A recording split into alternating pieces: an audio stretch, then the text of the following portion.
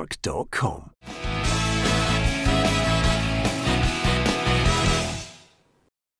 Welcome to Peter and Roughie's Football Show, sponsored by Arnold Clark. Delighted to have your company, Tam McManus and Alan Rough, with me here, looking ahead to the weekend's Premiership matches and also looking back at what's happening on the Europa League as well, because Rangers and Celtic in action last night, contrasting fortunes, to be perfectly honest with you.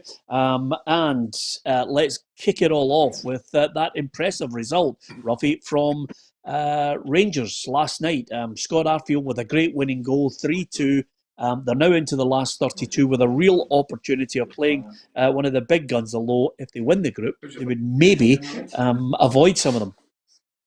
Yeah, at the end of the day, it was a wonderful result. It didn't look that way in the first half. I thought Standard Liège were the better side. But again, Rangers dug in. They fought right until the end, and after they got the third one, it could have been 4 or 5 if it hadn't been for the goalkeeper, So, no, they showed a lot of grit and determination in the latter third of the game and got a result that suited the play over the 90 minutes. And of course, over and above that, when you look at the teams, the performance over the month, the actual table looks great, Tam, if you're a Rangers fan, because everything seems to be going right. You're top, you're ahead of Benfica. And like Poznan and Standard Liège are out of it. It's all about winning the group now. Yeah, fantastic. Fantastic for Rangers to top the group. Watched the game last night. Thought for the first 20-25 minutes, it was as poor I'd seen Rangers for a while. Thought Standard Liège came with a game plan. They had a right go at Rangers, and Rangers were all over the place at the back, but they showed great character. Obviously, go 1-0 down, 2-1 down to come back and win the game. When you're beating good sides and you're not playing well, it's a great sign for the season ahead for Rangers, for the Rangers fans, to see their team not at their best and still winning in Europe. That's not happened for a long time. So, great achievement for Rangers to finish above Benfica, who have spent a lot of money. So, everything's going well for Rangers. They look unbeatable at the minute. They don't look as if they're going to lose a game. So, it's a great sign. Yeah, and it's a great sign, Charlie, when you've got someone who scored 15 goals and 10 assists in James Tavernier. It's unbelievable, isn't it? He's I seen him today saying that he wants to try and beat 17 goals. That's his highest he's had at Rangers, and he'll definitely beat that. And he's been one of the best players, and as a leader on and off the pitch, he's been showing that what it is to be a Rangers captain. Everybody doubts him. Is he good enough defensively? But going forward, he's been phenomenal, and their numbers are incredible. And they keep steamrolling teams ahead, and they're looking forward to the next game because they keep winning. Tam, I might owe you an apology by the end of the season. I think I absolutely booted you into left field for the mere suggestion that a right back could be top goal scorer for the season in the Premiership. But he's making a right good fist of it. He has 15 goals, Peter, and as Charlie said, I think his best is 17 goals for a season. I think he might get 17 penalties this season. Could overtake that just in penalties alone. So, listen, I know Rangers are getting a lot of penalties, but you still got to score them. I think he's 9 out of 9 in penalty kicks, and listen, I took a lot of penalties my career and I missed a few. It's not as easy as it makes out to be to have that sort of conversion rate. So, fair play to him. He steps up. He never looks like missing, and I think he can hit 25 goals this season, Charlie, which is phenomenal for a right back. Phenomenal for right, but I also think you got to give him gratitude for he's fit every game, trains every day. He's fit. He's available. So his record as a player has been phenomenal since he's been to Rangers. And listen, he went through a little barren spell of missing penalties. He missed a couple, and everybody doubted should he be taken off them. But as a captain and a leader, he stepped back up, and he's not, like I said, not missed any this season. He's been brilliant. He's player of the month, no surprise, for November, and Steven Gerrard is manager of the month for November. And listen, everything's rosy in the garden when you get these highs. It's no surprise that the manager, Steven Gerrard, is keen to point out, yes, it's good, but they want to try and keep on improving if they can. Yeah, I think we've done ever so well as a group from the first day up till now where we are from a European point of view, and it's an achievement that myself and the players are really proud of. We want to keep trying to, raise the bar, if you like. We want to try and keep impressing ourselves. Yeah, I mean, Roughie, he deserves tremendous credit. I mean, in that in that run, you've got to remember since the start of the season, unbeaten, and I think it's something like 18 clean sheets. Yeah, you have to admire the players that have come in. Whoever identified the players were the right players. I think he wanted 2 players for every position. I think he's got that. He's got, you know, guys coming into the starting 11 and really producing it. And that's what you want at a football team. Entirely different from seasons gone by when he couldn't rely on anything. But now everybody is playing at 100%. And as you were saying there, everybody in that Rangers team believes that they won't get beaten. And that's always a good side. No, it doesn't matter what team you're playing for. If you think you're going to go onto that park and you're unbeatable, you know, it's a great start to have.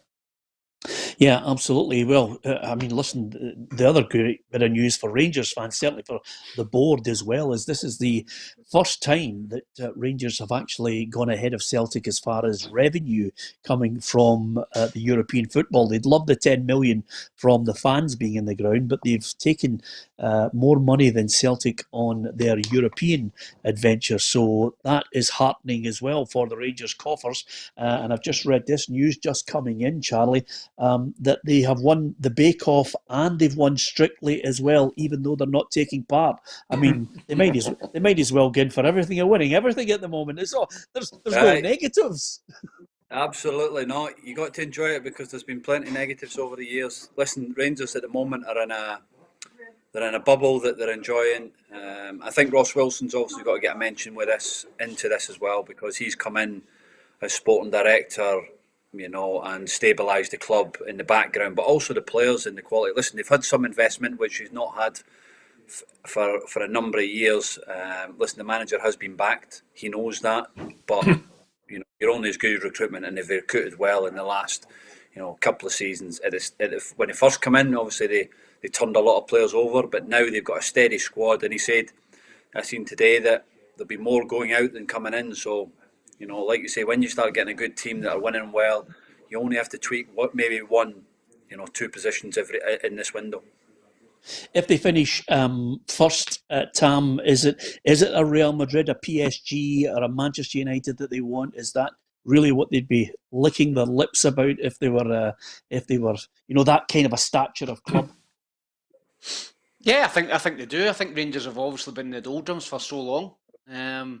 The past 7 or 8 seasons has been horrendous, but now the good times are coming around for Rangers and their fans, and they're quite rightful to enjoy it because they've took a lot of stick off of Celtic fans, and I've always said on this show, you know, if you give it out, you've got to take it back, and Celtic have been giving it to Rangers fans for years. So, you know, maybe it's a wee bit of payback for the Rangers fans at the minute, but they've still not won anything, you know, and you know, they've still got to go and prove it and still get over the line, but I think Rangers would love a Real Madrid or a PSG or a Barcelona because that was the teams that were used to be playing back in the late 90s and early 2000s. Yeah, absolutely. Rangers against Arsenal, Rangers against Roma, any of the big clubs would be mouth-watering. Again, there's no point in talking about the fact of these games. It would be great to have the fans in. We all know it would be great. But so Rangers, top of the group at the moment, 1 game to play, qualifying for the last 32. Congratulations to James Tavernier and Steven Gerrard, its manager and player of the month. So what about Celtic? Well, I started to rub my eyes because I couldn't believe that they were actually 2-0 up and could have been 3-0, to be perfectly honest with you, possibly 4. And then I was waiting because I was looking at my phone. You know how you get that sixth sense when you think Roughie's going to send me a text here just to kind of leather me, you know, because Celtic are winning 2-0.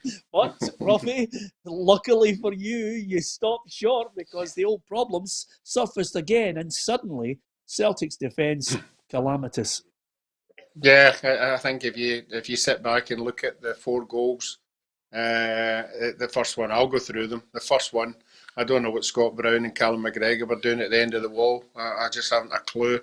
The goalkeeper could have done better. Yep. The second one was a fortunate break that fell to the boy. But the next 2 after that, the goalkeeper's got to make a save.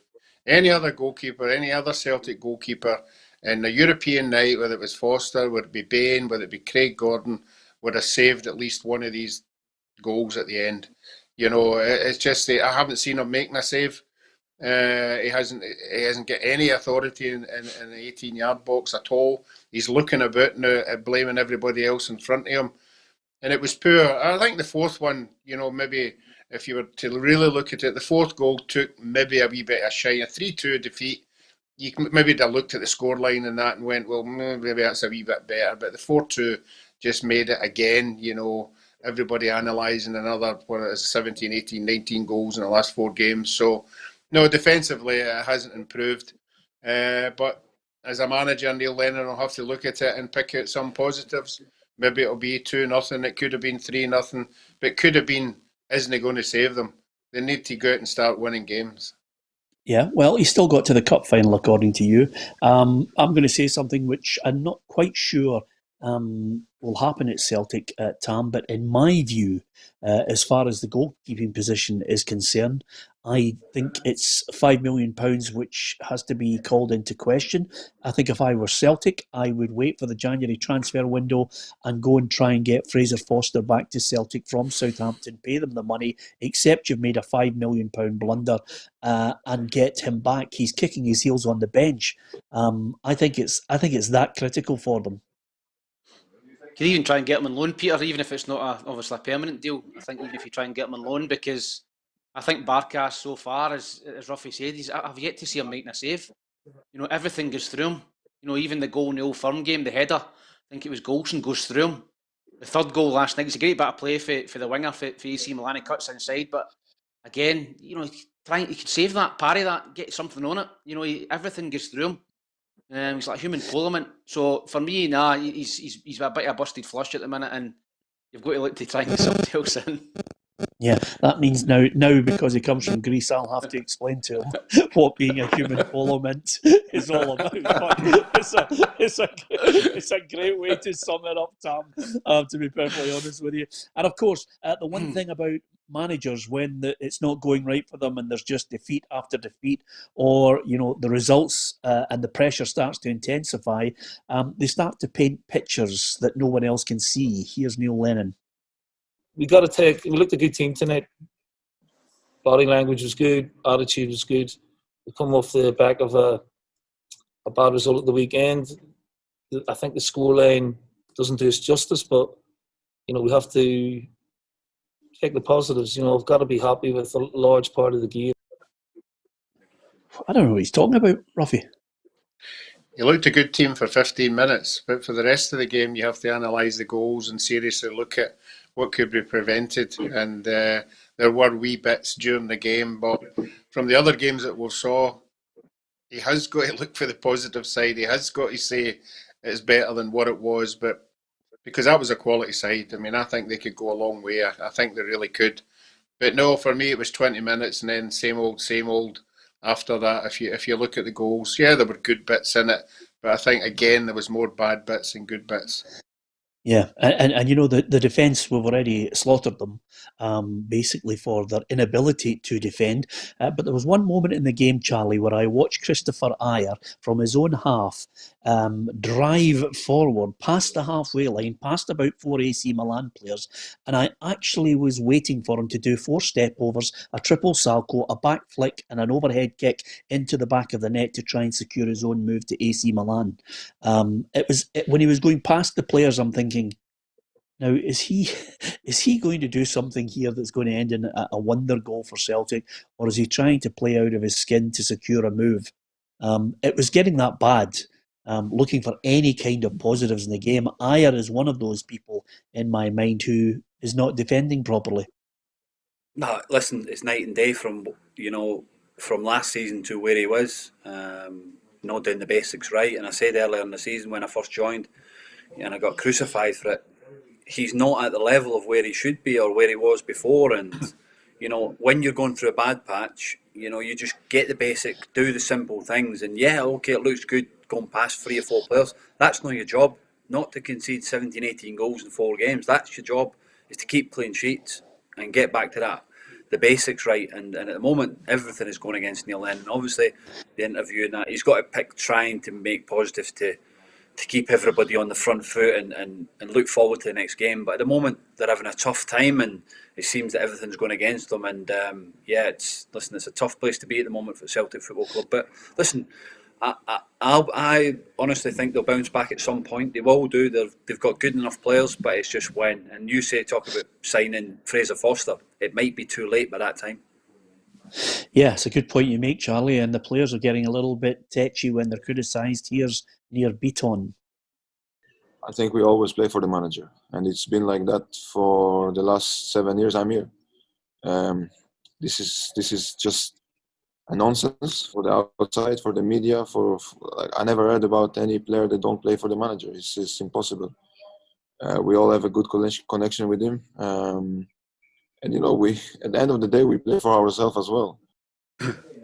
Yeah, absolutely. I get it. People have got to have a bit of personal pride, but there are some people who are not stepping up to the plate. And, Near Beaton has made a comment, much the same as Roughie made the other day there, about players he can't remember in the 70s and the 80s who would not play for the manager in down tools.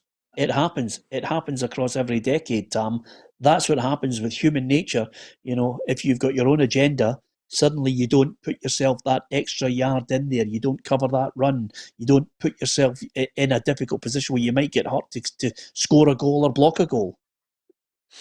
Yeah, it does happen. And Charlie will probably tell you the same, and maybe Roughie. It happened to me when I was at Dunfermline.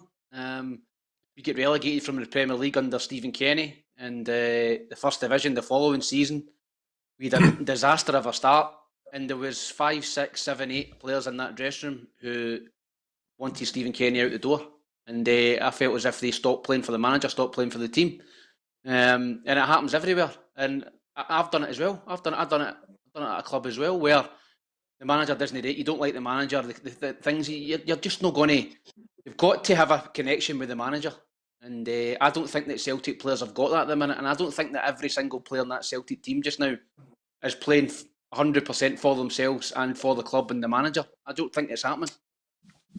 Yeah, you're absolutely right. Here's the Europa League group table to have a look at the misery that Celtic are facing. 1 point, conceded the most goals of any team in the Europa League and the Champions League. Sparta Prague above them, AC Milan and Lille. So they're not even in the running. It's been an embarrassing campaign. I think the Sparta Prague thing is the killer, isn't it? It's how they've been beaten by Sparta Prague.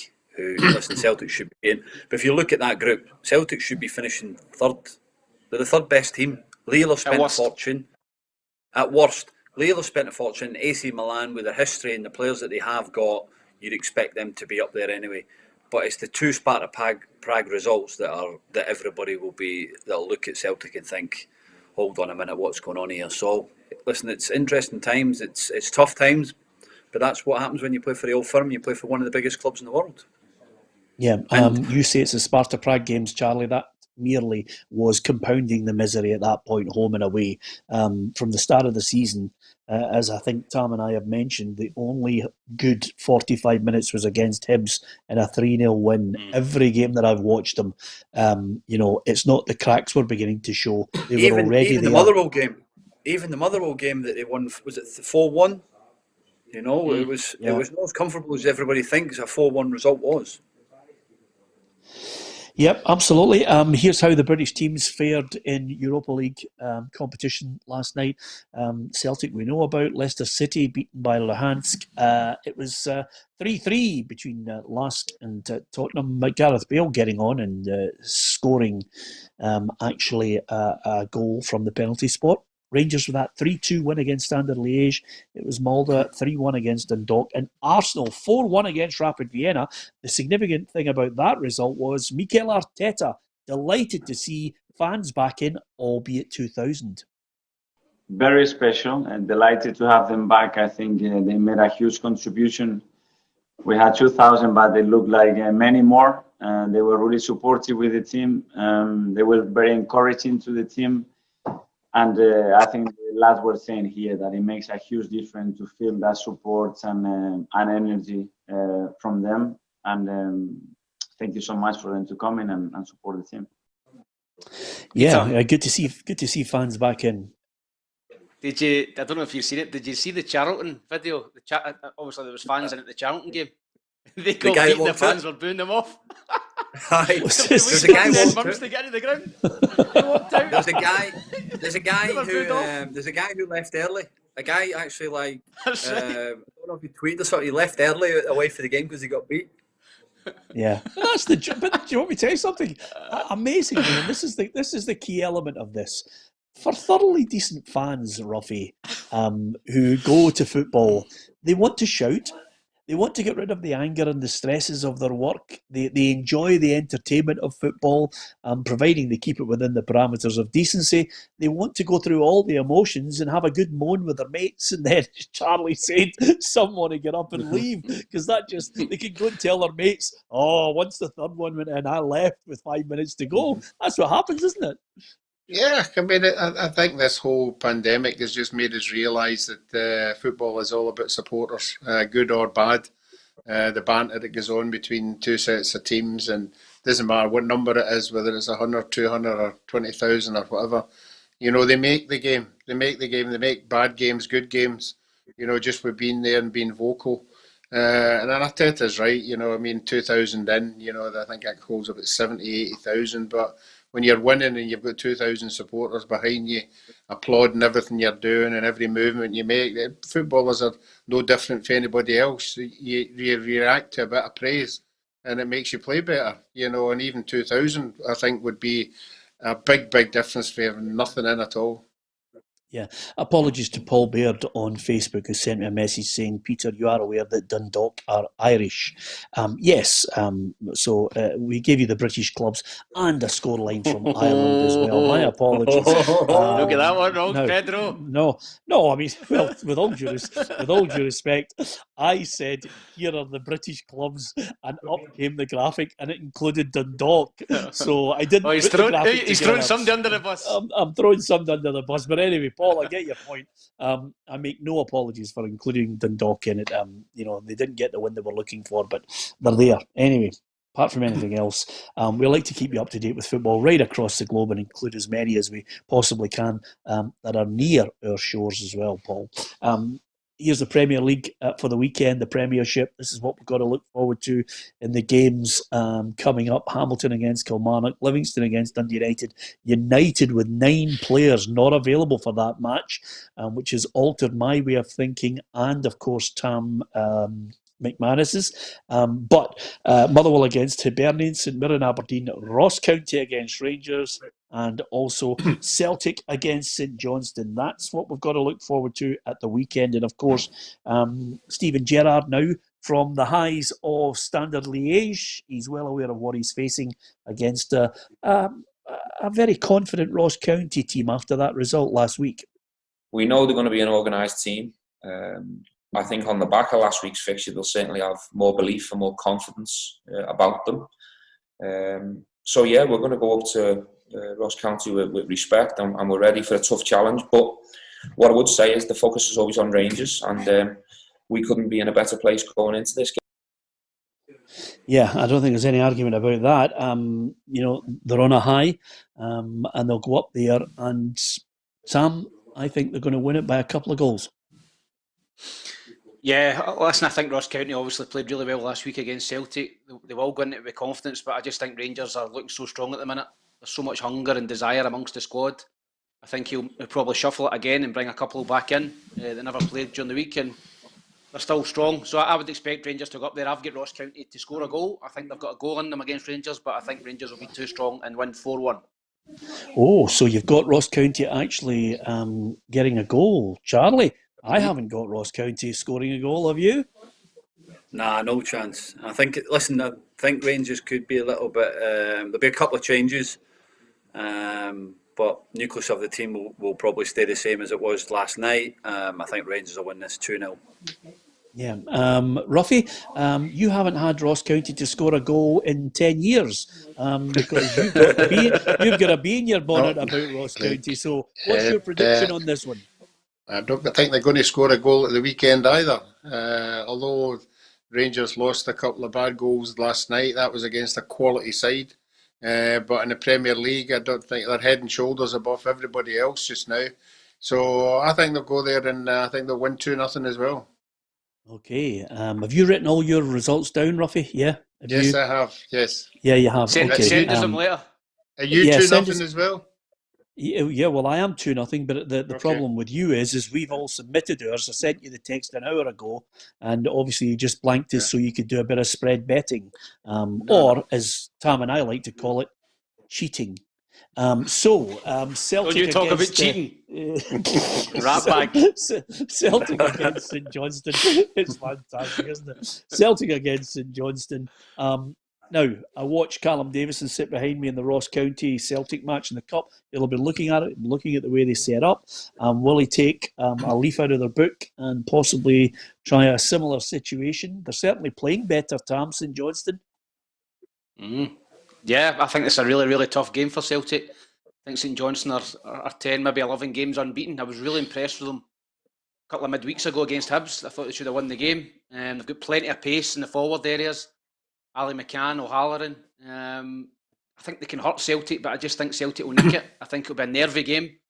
I think it'll be Celtic 2, St Johnstone 1. That's what I've got down. I think it'll be a narrow one, but I think St Johnstone will go there with a good chance. Yeah, okay. I think it's going to be narrow 2-1 as well. Charlie, what are you going for? I'm going to put the pressure on myself this weekend, and I think St Johnstone can get something. Yeah, what, a draw? Yeah, I'm going to go 1-1. 1-1. 1-1. Right, 1-1 for St Johnstone. That would be obviously heap huge pressure on Neil Lennon, but not enough for you, Roughie. You want him to go to the cup final. So 1-1 would just be the same anyway. Yeah, I also think that St Johnstone will score, but I saw enough going forward in that Celtic side. You know, with the chances they had against Milan, I think at home, I think they'll score goals, and I think they'll win 3-1. Okay, one of the things that's that the Celtic board, and I'm going to say this, and we cannot argue it till we're blue in the face. Maybe not the best way to put it, but the Celtic board have every right to stand by their manager. They've made that decision. Dermot Desmond looks for certain qualities in a manager, in a person, in the way he goes about his business. So he'll have had constant discussions along with Peter Lawwell with Neil Lennon. We're certainly not at this moment giving it, he must be sacked, he must be sacked. We're giving you an overview on what we think is not good enough. He knows that results will determine his fate. So Neil Lennon's got a stay of execution at the moment. He may well flip things around and turn it around. But one of the things that I think, you know, the abuse that he's taken is bang out of order from some people. You can voice your displeasure. You can say, I think it's maybe time up. But some of the abuse has been way over the top. And of course, the other aspect of this is some fans have got, a modicum of self-importance that they think maybe their word is better than anyone else's. And again, there's a banner outside Celtic Park. I don't know how long it'll last there. Certainly some people have been holding it up, which clearly has Neil Lennon, Peter Lawwell and Dermot Desmond in the firing line. No surprise that this has come from the Green Brigade again. And they've mentioned events over the course of the last 2 weeks have further highlighted that change is desperately required at Celtic. 3 consecutive defeats have added to an already disastrous start to the season. Developments off the park have been equally troubling as the Celtic board appears woefully unprepared to make the change required, whilst briefing journalists that they're set on retaining the manager to spite fans who've sought his removal. There is a growing disconnect between those who run the club and those who sustain it, epitomised by today's pictures of fencing around Celtic Park to keep fans at bay. In a year when fans have been asked to pay full price for a season ticket for matches they cannot attend amidst a global pandemic and economic recession, a clear message has been sent to the Celtic support by the millionaires in charge of our club, and that is that we do not matter to them. Our passion is only acceptable if it can be commodified. Our support only truly important when season book renewals are issued. Whilst we still believe that a managerial change is unfortunately necessary, the structural problems within the club run deeper. A boardroom dominated by an absentee landlord, major shareholder, who puts his own ego above the interests of our club in the midst of the most historic of seasons. A chief executive who paid himself £3.5 million last year with no contingency plan for our season and who bears primary responsibility for the situation we now find ourselves in. So a recent statement released in Peter Lawwell's name urged unity, but this can only occur with leadership that puts the good of the club first. If the current custodians cannot provide that in this crucial moment, they are demonstrating that they are unfit to hold the positions that they do. Now, I'm reading it out. I'm reading it out because at the end of the day, everybody's entitled to their opinion on this. But be careful what you wish for, because if Dermot Desmond walks out the door, I think Celtic are in serious, serious trouble.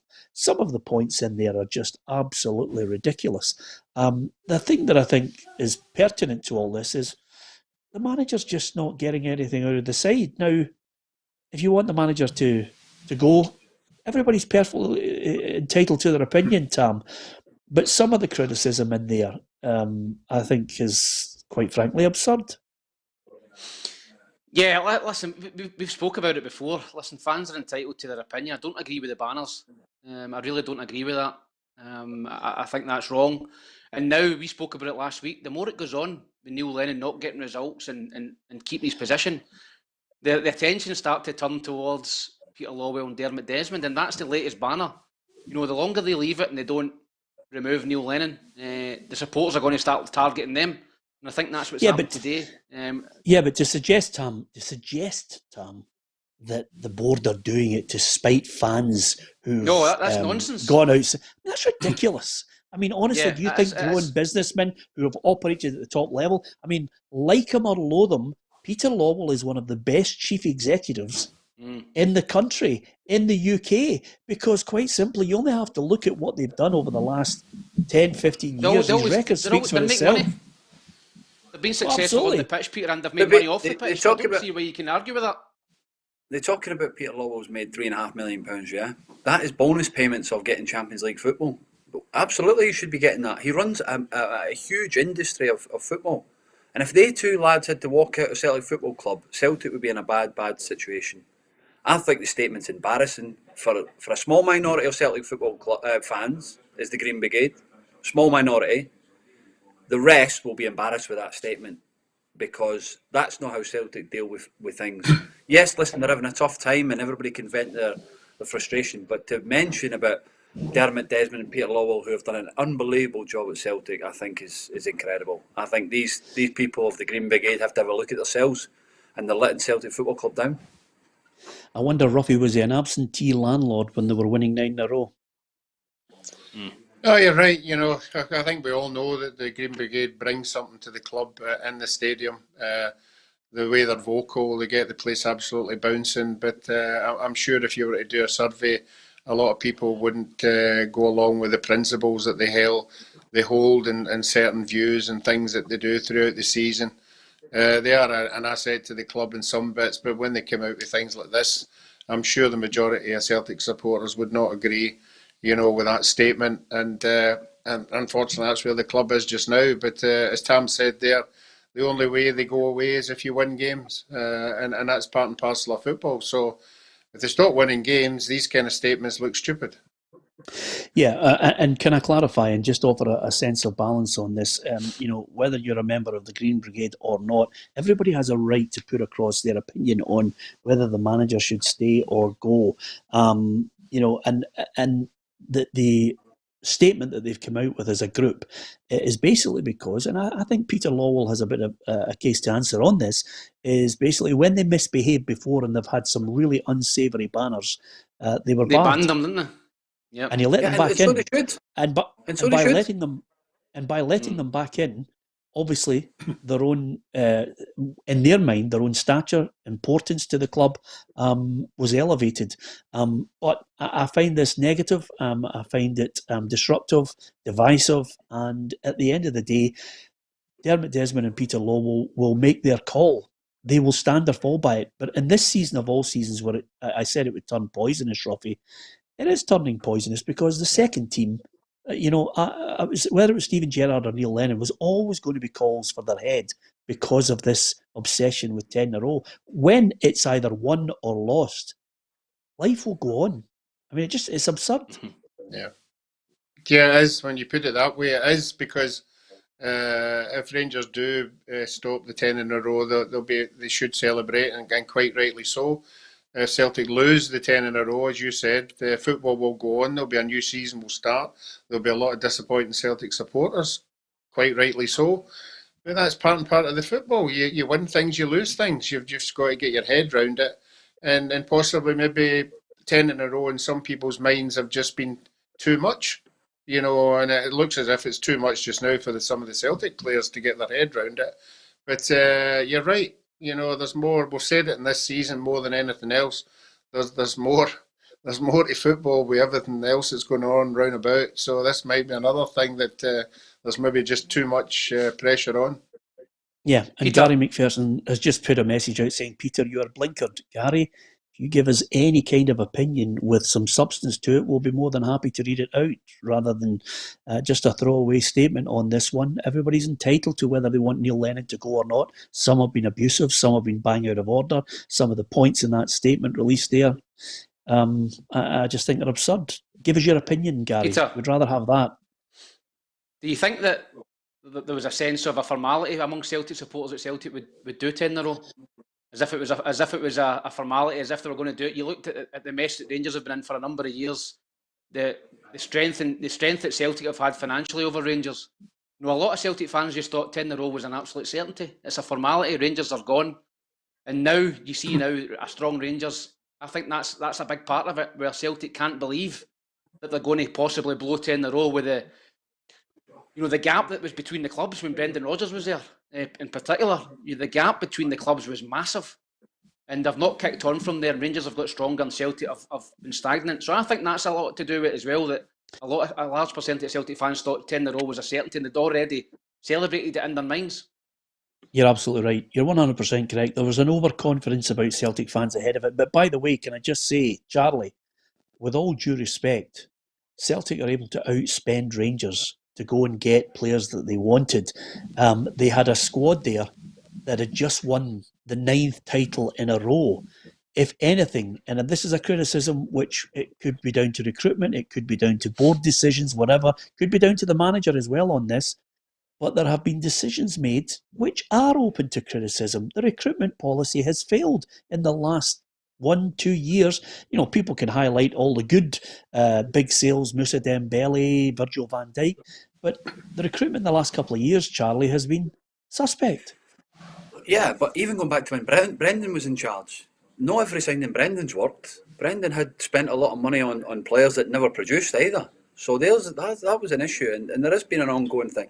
I just felt that this was a big season for Celtic, and I felt that if they'd made a statement and signed Foster and got him in, top goalkeeper, knew the club, then they probably would have not been in the situation that they're in. Listen, I still don't believe the league is won. I don't think it's over. Listen, it's an 11-point gap, but Celtic do still have two games in hand, so you have to be wary of that. But I still think that the rumblings off the pitch with the fans and the players getting a barrage of coming out of the game after Ross County. I understand that they got beat from Ross County, but that is not helping matters. And when you're at a big club and you pride yourself on how you do things on and off the field, at the moment, that small minority of the group are dragging others in with them. That's not right. And I just hope that it can lay low a little bit and let these players hopefully turn their performances back into winning games and getting this league onto a great challenge and hoping that both teams are fighting it out right at the end. Before we go into this Peter, next part, Roughie. I was going to say, Peter, my biggest complaint is somebody at Celtic should have identified that things needed freshened up. They should have identified what Rangers were doing and doing everything correctly. They should have freshened things up with the amount of money they've got behind. A team the size of Celtic shouldn't be taking players on loan. They shouldn't. They should be identifying quality players for the long term and coming in. Players on loan, to me, a big club just doesn't work for me. It should have been players. The Fraser Foster one would never have happened. No, you're right. No deal was the only possibility. Ruffy, I'm sorry, I have to 100% disagree with you. Scottish people have got delusions of grandeur here. I mean, I'm going to read this out, and it links into your point. Jamie Rogers says, Peter, a lot of the points the Green Brigade made are correct. We've mentioned the fact that they made some salient points. Celtic have been in managed decline for years, since back in the Martin O'Neill days, when he made the life in the slow lane comments. They've got away with it because a large percentage of the fans And he goes on to say, a large percentage of fans are happy to just beat Rangers and ignore our penchant of getting beaten by, poor teams in Europe over the last 10 years. But I'm really sorry to enlighten everybody here. Scottish football has been for the last decade or more, I could go 2 decades, in decline, in a downward curve that hit the absolute rock bottom where they cannot compete with what's happening in England and some of the super clubs across Europe. I mean, if I have sympathy for Celtic and Rangers, as they're about to find out, you can have those little moments of great results and the knockout punch against some of the big teams once in a while. But the gap between the money they've got, and remember, it dwarfs anything that anybody can spend in Scotland, the money that Celtic and Rangers have got is a pinprick in European football now. English football has created a huge imbalance and we can't compete. And the standard of player that we have actually ditched in Scottish football over a long period of time meant that Scottish players were not getting the chance to play. So we couldn't qualify for major tournaments. If you look outside Celtic and Rangers, not one team in the last, 10, 15 years has managed to get to the group stages of the Europa League, which is a poor man's Champions League. The whole quality of our football has been in the grubber. It's only now we're getting a slow turn out of the curve. Peter, I agree with you 100%, but the point Charlie's making, if Foster was 7 million, 7 million should have been paid. Things like that. But his salary, his salary, the salary, obviously. But Charlie, you come to an agreement with that. You come to an agreement with the player that he gets something, to diffuse the kind of salary. Clubs have been doing that down through the years. Yeah, but why would Celtic go and splash 7 million plus a big salary on a player that there's no resale value? No point. Yeah, well, they wouldn't be in the state they're in. They wouldn't be in the state they're in now with the one they've got for 5 million. I think. Well, Jamie's just. The rest of the players are all over the place. Jamie's just made a point there about it's been in decline since the Martin O'Neill years. I'm sorry, but the money is not there. The best paid player at Celtic over the last 20 years has been Henrik Larsson. They decided to pay him £50,000 plus bonuses, plus image rights, throw the kitchen sink in it. He was worth every penny. Eventually, Celtic got to a point at the early part of the noughties when they said, hold on a minute, nobody's getting paid 50 grand a week again. Bobo Baldo sat for a year and a half on the bench, taking his wages, which were colossal. Don't mention him. Well, absolutely, that's the point. There are so many players now that don't get paid 50 grand a week because it doesn't add up. No, it doesn't. And I could put it into perspective. I played in the Championship last year in England, right? This is a Championship club, a club that was fighting relegation for the last 5 years. And I'd probably say that one of their players will be on more than any Celtic player at the moment. And the average was 27 grand, Charlie. The average Championship wage was 27 grand last year.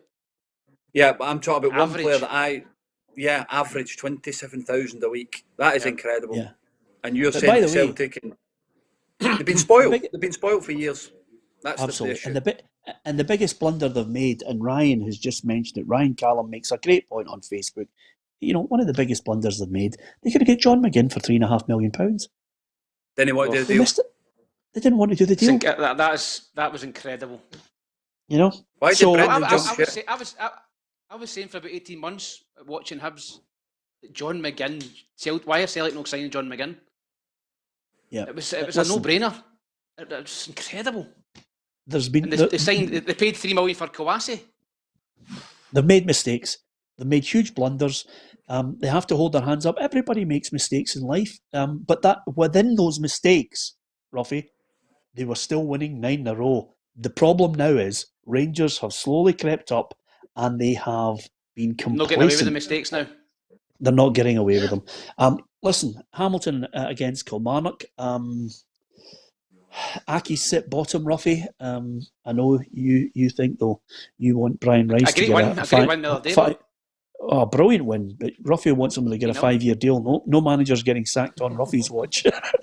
Hamilton are bottom, Roughie. Can they get something against Kilmarnock? I say yes. I think it's going to be 1-1. What about you? Yeah, I'm 1-1 as well. I think the confidence will be high in there just now. And I think they've got the confidence to get something out of this game. One each. Yeah. Oh, Charlie. Funny enough, I think 1-1 as well. Yeah. Oh, for all there. Go on, Tam. Go on, Oh, Tam. what you Jump go in. for, Thomas? I'm not going to make it a full house. I think Kelly will stuff them 3-1. Okay, there you are. You heard it here.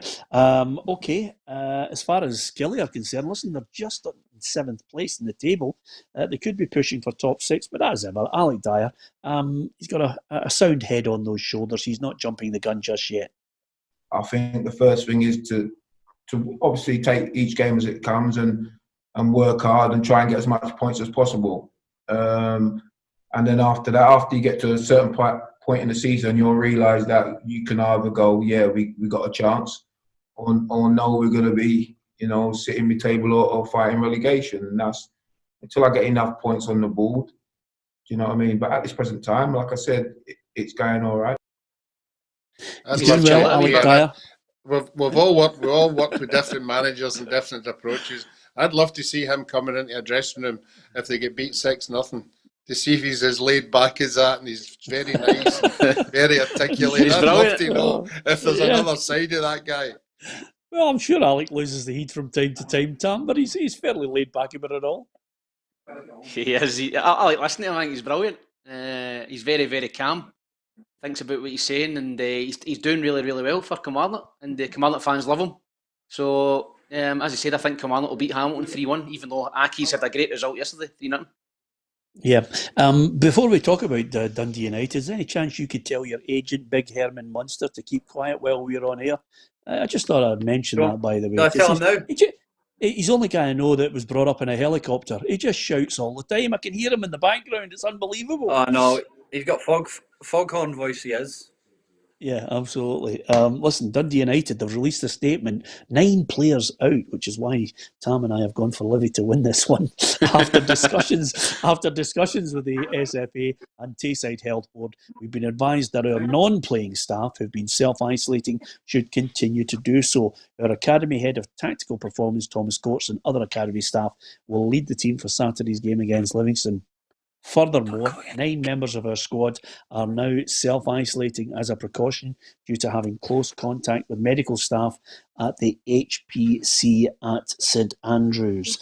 We're grateful for the cooperation and guidance of the SPFL, the SFA and Tayside Health Board in this matter, and we now focus our attention on Saturday's fixture. I mean, what a blow that is. Any chance again is a clue who the players are? Or do you two know? Well, we can't mention it because you've got Dundee United to win. And if you even move your right arm to change it, what's your prediction for the Dundee United game? You better not be changing it, by the way. I know Livingston had a good result last week, but I think I don't care who goes out onto that park. I think they'll be good enough to get a draw, so I'm going to go 1 each. Oh, that's fantastic. Sat on the fence. He never. No way he's won one. Absolutely not. No, absolutely not. You're right. He's a cheater. He's a cheater. It's simple as that. Tam, I've gone 2-1 Livy. Yeah, I think Livingston will win 2-1. I think 9 players is a lot for a squad like Dundee United. 9 players to be out is quite a lot of players, and Livy about full strength on that AstroTurf. So I think Livingston will get the 3 points at the Tony Macaroni. Charlie? Well, obviously, knowing the decision, I think now that it looks like United would, a huge loss, 9 players, I'll go for Livingston to win 2-0. Yeah, okay. Some news just in. Motherwell have been awarded a 5-0 win against Hibernian because it doesn't get any better for them, Tam, does it? 6 points. They're now up to 5th in the table. It's all going great for them. Haven't even kicked a ball. I think Stephen Robinson should get manager a month, to be honest. I think Stephen Gerrard should be stripped of that immediately. I seen somebody complain about it earlier. Aye. Two great results for Motherwell. Motherwell went from 9th to 5th. And if they beat Hibs tomorrow, they go 2 points behind Hibs, which is incredible. What a result they've had. But I don't think they'll beat the High Bees tomorrow. I think that Hibs will go there, and I think it'll be a Desmond. I'm going to go for 2-2. Yeah, well, 2-2 for you. I am going for Hibs to win it by 2-1, Charlie. Funnily enough, I was on the phone to Maurice Ross earlier, and he was talking about that. I think Motherwell could beat Hibs. I think they can, and I'm going to go 2-1. Yeah, Roughie?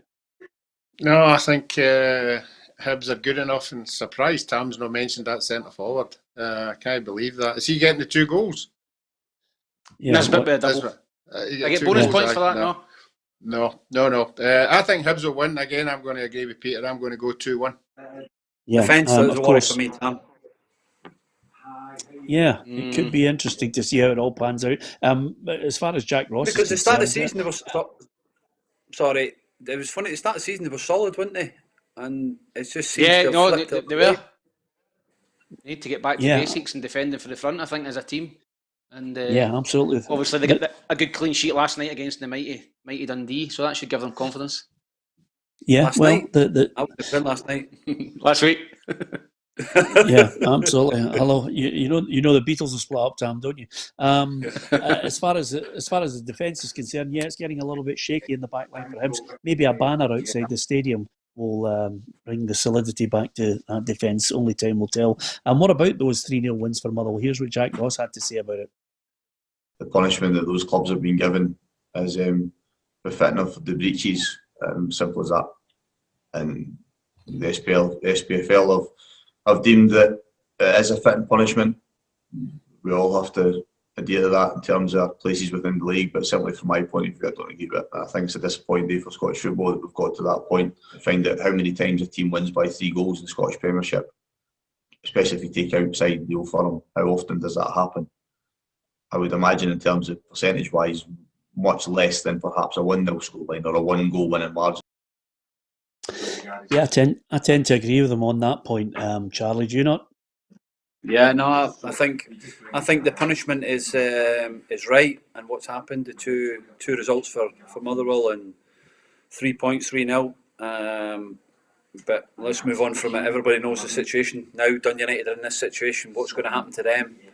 You know, there'll definitely be an investigation into this and how they've all of a sudden produced 9 positive tests, no coaching staff. So yeah, it's their punishment is right, and we move on from it.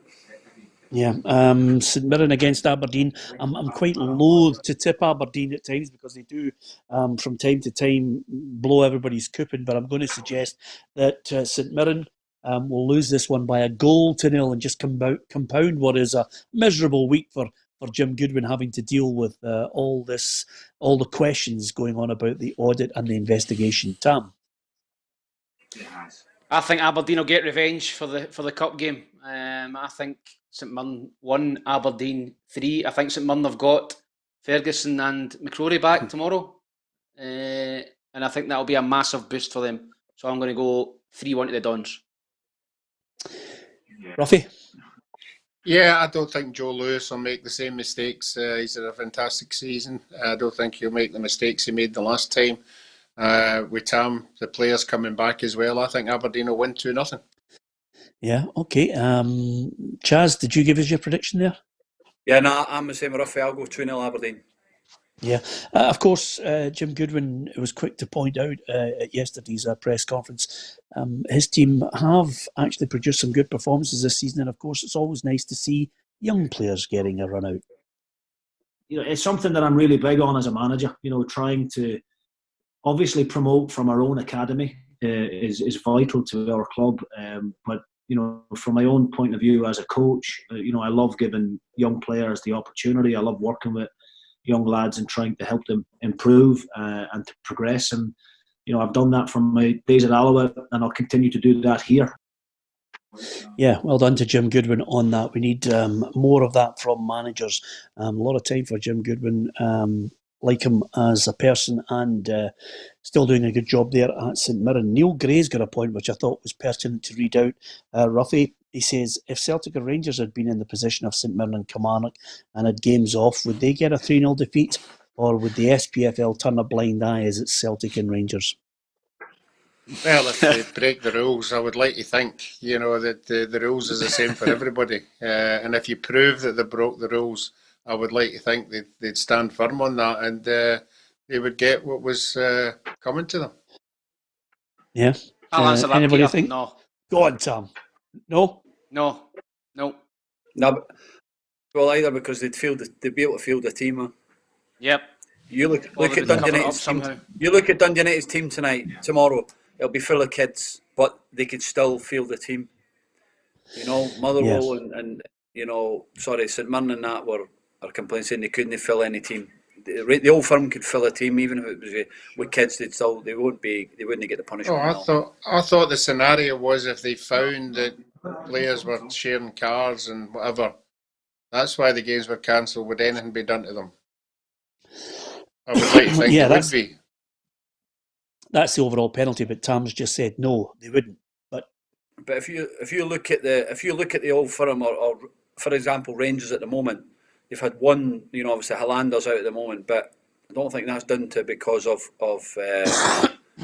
car sharing. The two lads that got done for it was because they had a party and things like that. So I think that if they found Rangers guilty of it, they would be punished like every other club.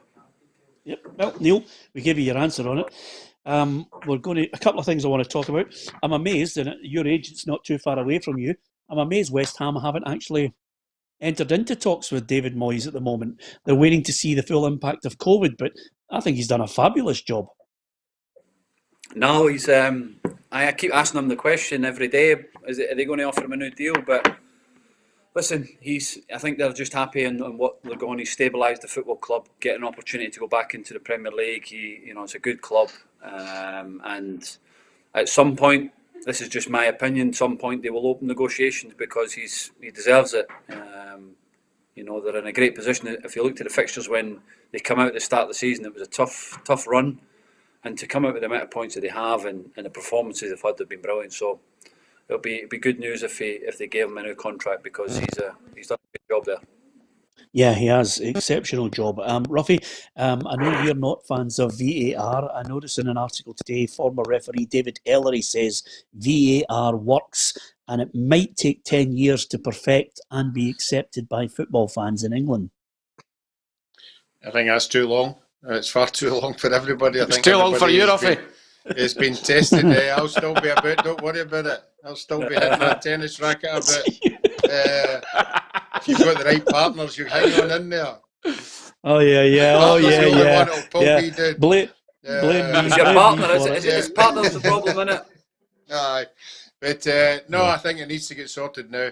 I think there'll be enough at the end of the season and big name people saying, "Hey, have a look at this." And change it because it's ruining the game. Yeah, I thought we'd finish on a positive note. Certainly, from my point of view, my dealings with him, I thought he was absolutely top drawer as a person and as a coach, and that's Donald Park. The UK coaches have given him a Lifetime Achievement Award, which is absolutely first class for him. He's been a player, coach, manager, educator, volunteer, and SFA staff member. Donald Park deserves a Lifetime Achievement Award, Tam McManus. Yeah, he does. Listen, I know Donald Park very well. He brought me through at Hibs as a young kid. He brought Kenny Miller through, O'Connor, Riordan. But he was paramount to all those players coming through at Hibs, and everywhere he's been. I'm sure Charlie, Roughie, anybody that's ever been in contact with Donald will tell you he's not only a fantastic coach but a fantastic person.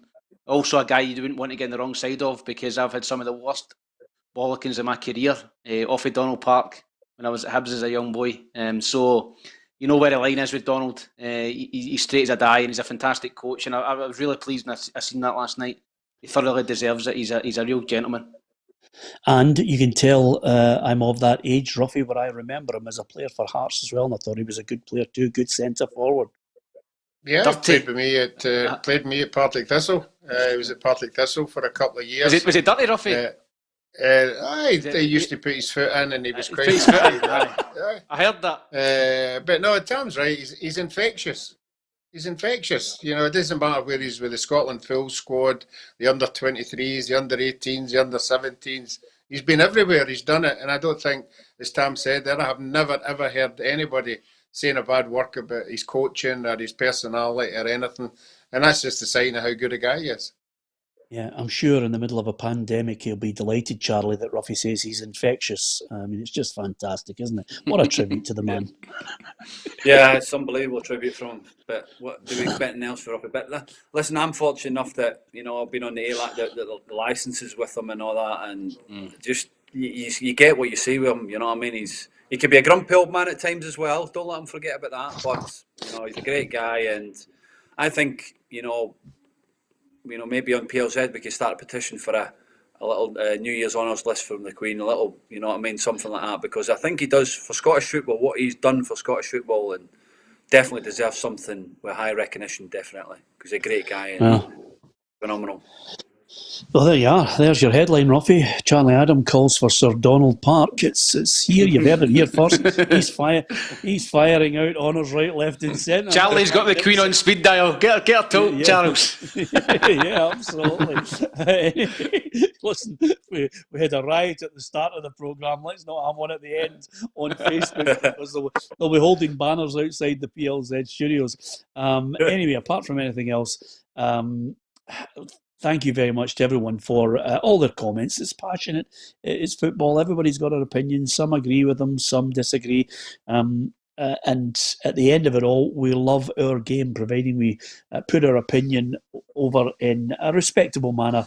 And I think everybody would appreciate that. But abusive stuff, I think, annoys everyone. I'm just actually saying that a little bit of news has come in. Dundee United are facing tough questions as a leaked photo shows all the team's players and staff huddled together just days before a COVID-19 outbreak rocked the club. The full team photo is understood to have been taken on the 27th of November and shows 49 of the club's coaches, players and staff ignoring social distancing measures. Can I change my prediction to 3-0 to Livingston? Well, I'm just about to say, listen, if there is indeed a photograph and an investigation and some difficult questions are put to United, not only the board, the coaching staff and the players, there may well be a penalty to pay for it. You just have to ask the likes of Kilmarnock, who are certainly not happy with the penalty they had to pay for it, and St Mirren as well. So it's all Scottish football. It's the game that keeps on giving up here. There's never a dull moment in our game, as Charlie has found out since his return with Dundee. Charlie, how's things looking for Dundee for the weekend?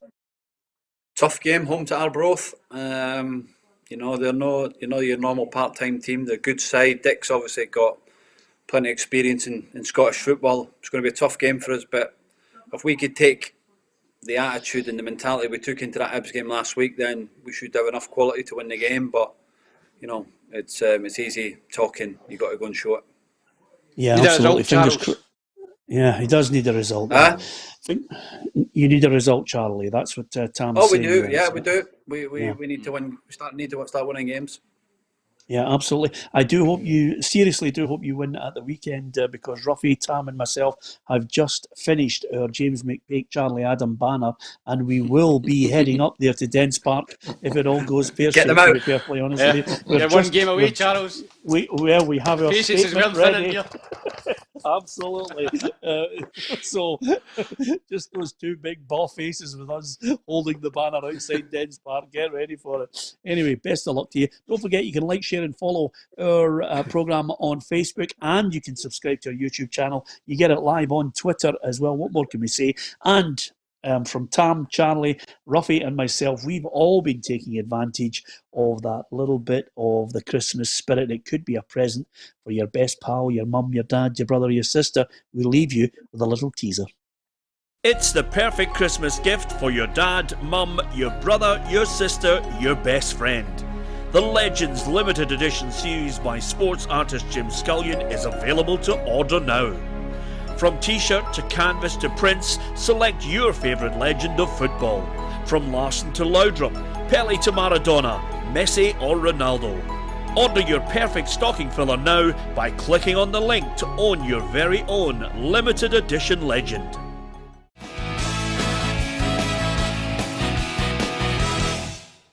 Expect the best used car deals guaranteed. Visit Arnold Clark.